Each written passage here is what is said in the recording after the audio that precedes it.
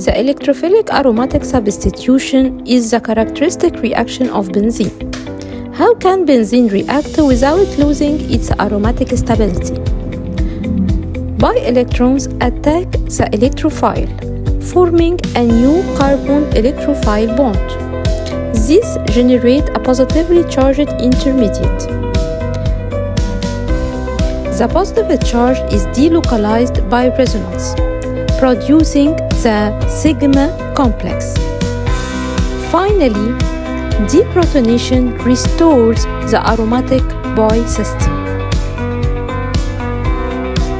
The reaction proceeds through a resonance-stabilized sigma complex, but the restoration of aromaticity is the driving force that pushes the reaction to completion.